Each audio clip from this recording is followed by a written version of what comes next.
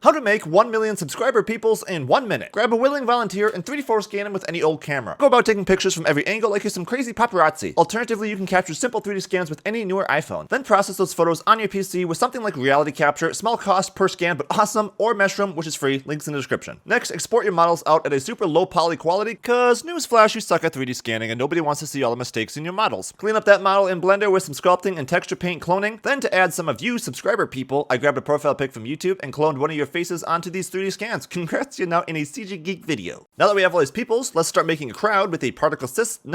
No, particle systems were yesterday's news. We're using geo nodes now. All you really need is a distribute points on faces node and the instances on points node. Collect the collection info node up with your people's collection selected, then increase the density. Then choose this new fancy option to give everyone a little personal space, because geo nodes is cool and can do that. Then render 10,000 peoples.